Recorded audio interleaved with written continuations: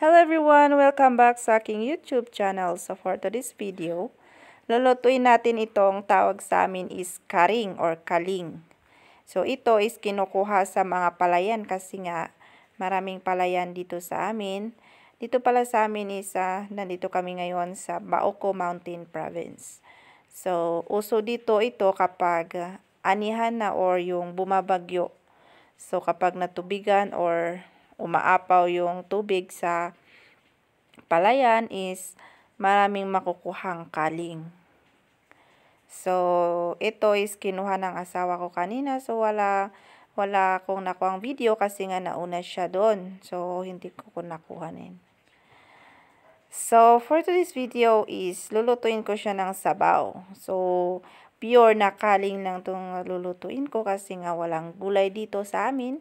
At saka ang mahal ng gulay. So, ito na lang muna. At wala tayong isasahog. So, inuna ko muna ang pinakulan ng tubig. Sinunod ko yung laya at saka yung sibuyas. Papakuluan ko lang yan ng konti at susunod ko itong tapoy. Ano ba yung tapoy sa inyo? So, tapoy na ito yung binubod na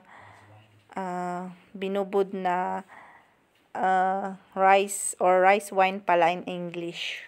So, yan. Sinasama namin yan kasi nagpapadagdag ng lasa. So, tinimplan ko na rin yung asin, tsaka yung mga pampalasa, and sinunod ko na yung karing. So, buhay ko yan na, nilagay sa kumukulong tubig or kumukulong sabaw. So, yan na siya. Pakulan nyo lang siya ng ilang minuto. And then, halo-haluin ninyo. Kapag tansya nyo niyang naluto and pwede na yang ilagay sa ating table. So, it's a family day pala ngayon. So, ito yung aming pagsasaluhang pamilya. So, ito na siya. Charan! Konti lang yan, pero mabubusog ka yan at taob at isang kalderong kanin dyan. So, masarap yan.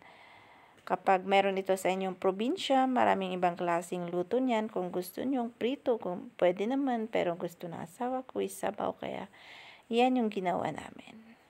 So, pagpasensya nyo yung ulam namin today, at least meron kaysa wala. At yan, kung titingnan ninyo is iba yung ulam ng isa doon sa kabila. Iba yung ulam ng anak ko kasi ayaw niya yung ganitong ulam. So, nagulam siya ng tuna. Kami ng asawa ko is ito yung ulam namin. So, thank you for watching and yun lamang for today's video. God bless to all of you.